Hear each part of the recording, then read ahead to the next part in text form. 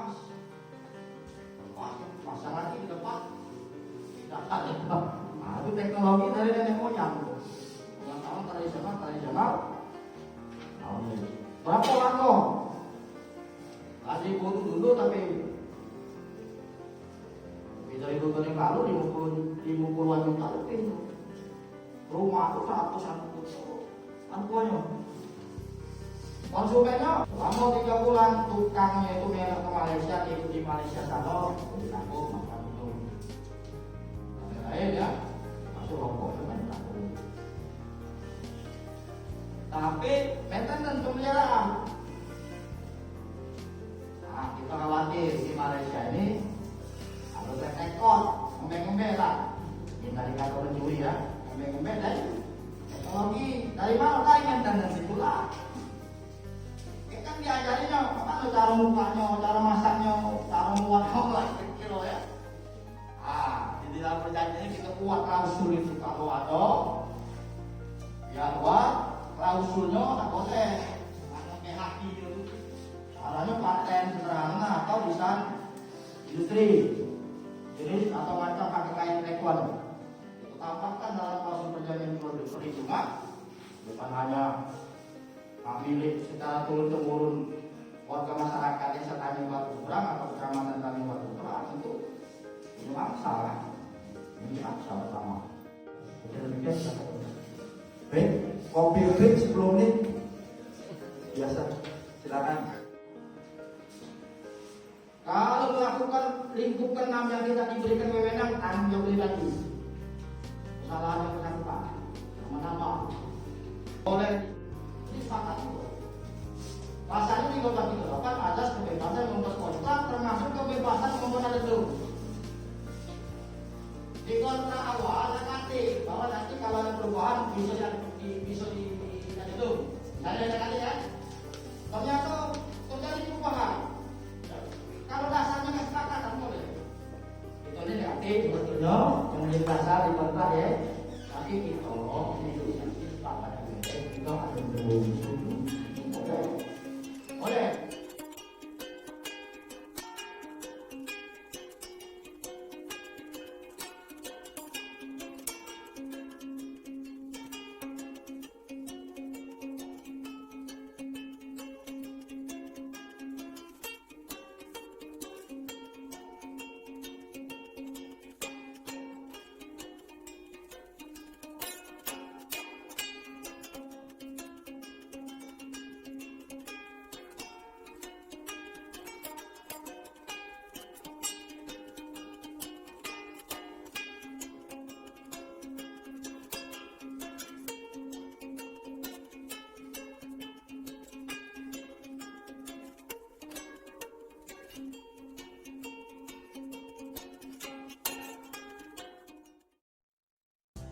bentuk pengadilan hak asasi. Jadi di dalam pengadilan umum itu ada kewenangan dibentuk di situ. Jadi bukan dia spesifik ada di mana, gitu enggak. Di semua peradilan yang ada di Indonesia itu bisa dibentuk pengadilan HAM. Nah, itu ya. Kemudian terus. Sebelum ini sudah oke, terus. Jadi tahun keluarga tahun Undang-Undang Nomor 26 Tahun 2000. Pengadilan HAM adalah pengadilan khusus berada di lingkungan peradilan umum. Jadi misalnya di Palembang ada pengadilan, di situlah tempatnya pengadilan HAM. Nah, pertanyaannya ini adalah kan pengadilan HAM berat ini kan tidak pernah dipakai, tidak pernah difungsi lagi karena pelanggaran HAM berat ini sampai mau mati juga. Yang kedua masih hidup belum ada dewa itu daripada pemerintah kita untuk tidak. Nah ini harus ada ganti rugi terhadap kepada dia tadi selama dia ditahan tadi.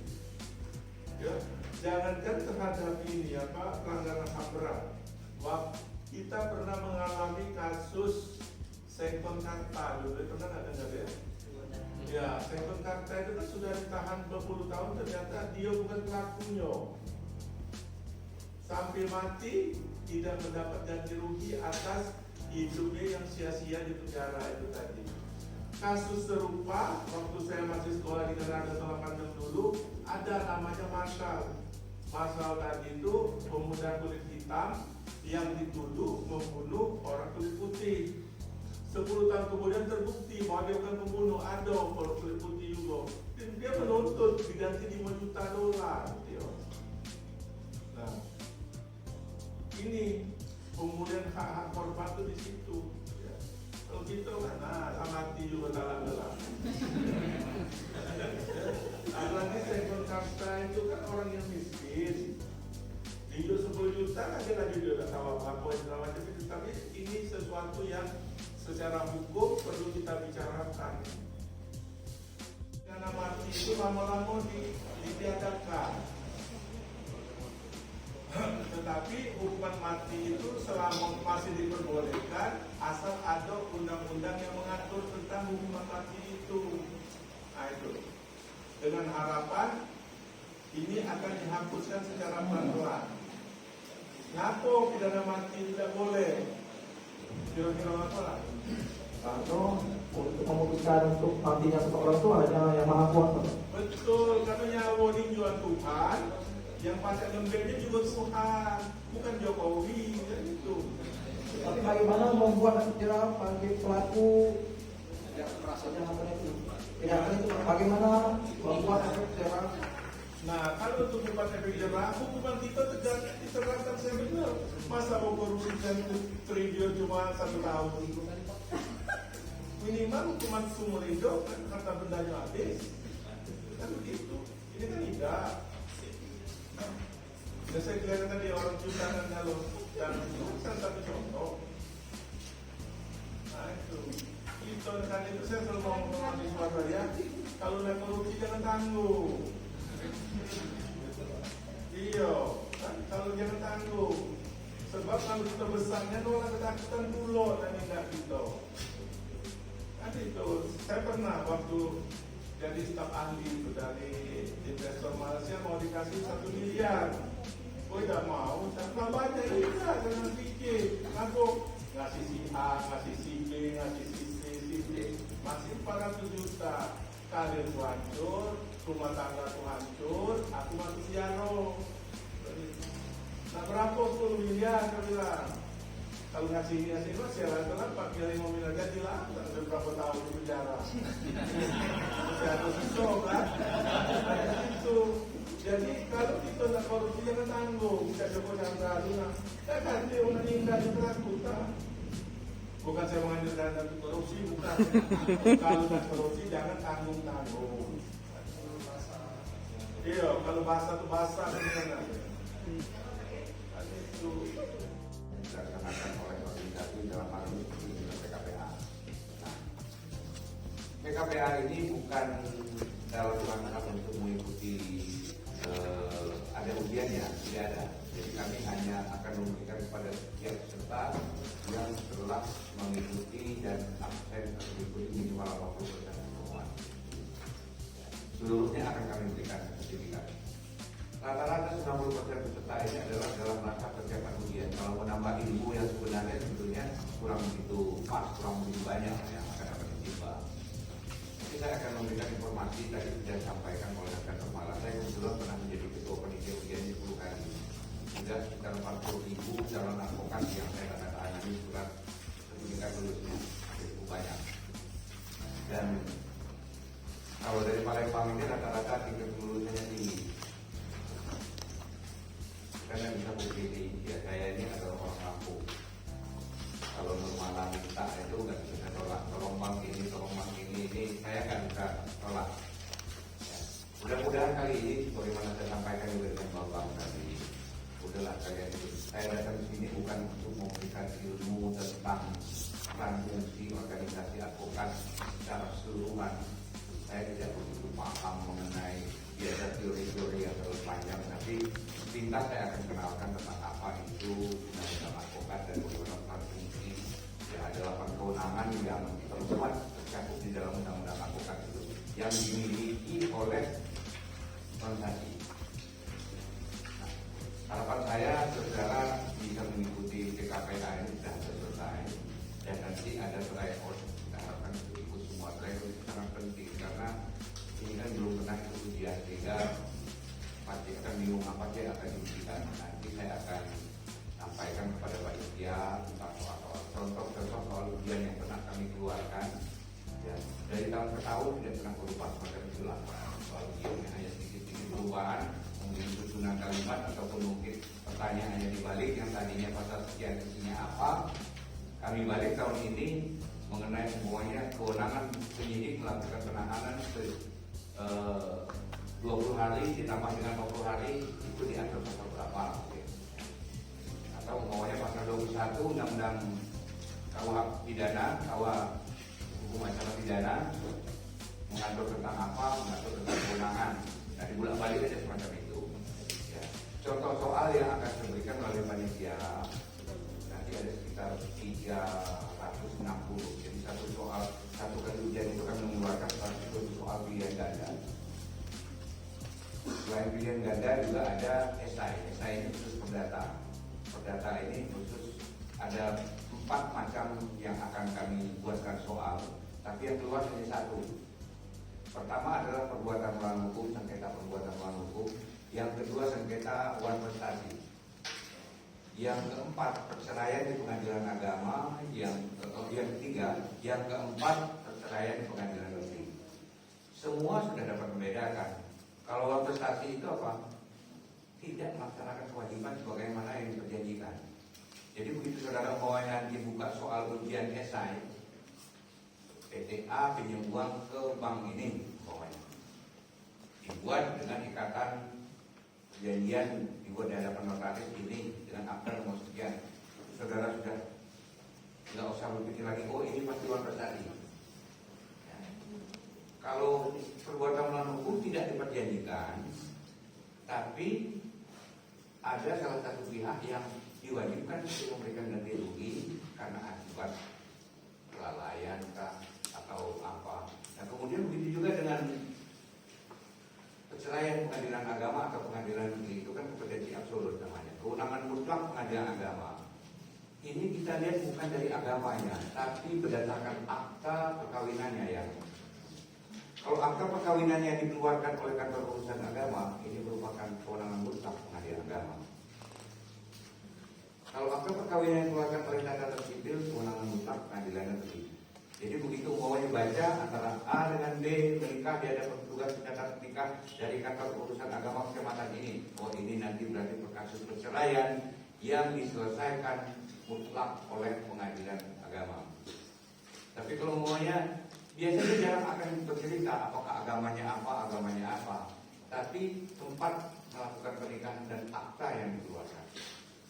Kalau umpamanya tuan A perjaka A menikah dengan nona B di hadapan petugas pencatat nikah dari kantor pencatatan sipil kota Palembang dengan akta perkawinan nomor sekian.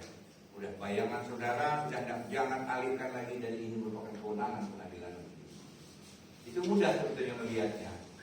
Jangan lihat agamanya. Nah, ada persoalan yang kadang-kadang yang membingungkan. Yang membingungkan itu tadi kan kompetensi absolut, kewenangan mutlak. Dan sekarang kompetensi relatif. Relatif itu adalah kewenangan nisbi berdasarkan wilayah tempat tinggal. Tidak selamanya gugatan itu diajukan di mana tempat tinggal tergugat. Kalau menurut HIR, RBG khususnya ya di mana tempat tinggal penggugat. HIR juga begitu, di mana tempat tinggal tergugat. Nah, kalau di dalam perkara perceraian itu kita lihat dulu kasusnya. Contoh, laki-laki Palembang akan menikah dengan perempuan dari kayu. Biasa ada kita ini biasanya menikah dengan perempuan itu. Tempat menikah itu di mana tempat mempelai perempuan ya. Itu kebiasaan. Menikahlah mereka di kantor urusan agama Kecamatan Sekayu pokoknya. Laki-laki Palembang dengan gadis Sekayu menikah di Sekayu. Kemudian setelah mereka menikah, mereka pindah ke Jakarta, tidak mengikuti laki-lakinya bekerja di Jakarta. Akhirnya mereka akan bercerai. Si perempuan pulang ke Sekayu, si laki-laki tetap tinggal di Jakarta. Sampai Sekayu nggak mau pulang ya. Kemudian saudara dihubungi sebagai advokat, sebagai Pak Bentar. Bentar, kalau lagi ngajar nanti betulnya. Tinggal di Jakarta, ketemu dengan saudara sebagai advokat di Palembang, minta tolong ajukan perceraian saya terhadap suami saya yang tinggal di Jakarta. Nah, pertanyaan saya, kemana saudara ajukan pengadilan agamanya? Saya kasih pilihan, ya, Jakarta 1, Palembang 1, pengadilan agama Sekayu 1. Kenapa di Sekayu? Oke, ada yang lain? Ya, benar semua. Kalau ini kan hanya satu yang benar. Di dalam soal itu pilih salah satu jawaban yang benar. Jangan tiga-tiganya, bagaimana mengajukan pengadilan itu. Ya, gimana? Kayu kenapa? Perempuan balik dari Jakarta ke Sekayu. Sampai Sekayu menghubungi saudara sebagai advokat, apakah di Sekayu atau Palembang. Dia minta tolong pada saudara untuk minta diajukan cerai terhadap suaminya yang masih tinggal di Jakarta. Kenapa? Di mana? Kenapa Jakarta? Oke, ada? Kayu, kenapa? Karena kawin Kayu. Tempat tinggal istri. Kalau umpamanya sekarang dia tidak balik ke Sekayu, dia pergi ke Filipina. Dia jadi TKW di Filipina. Sampai di Filipina nggak mau balik-balik, dia pengen cerai. Kemana? Tapi ada alasan ya. Pokoknya, oke lah, jadi kebetulan dia balik ke rumah orang tuanya. Andai kata dia pulang, pergi ke Jayapura umpamanya. Yang benar ada pengadilan agama Jakarta. Karena apa? Di mana tempat tinggal bersama terakhir. Tempat menikah itu nggak ada urusannya dengan tempat perceraian. Orang bisa menikah di Belanda, pulang ke Indonesia dicatatkan di pengadilan agama Jakarta Pusat. Ya, kemudian di Indonesia mereka bisa tinggal di mana saja, kemudian mereka akan bercerai. Di mana tempat tinggal bersama yang terakhir.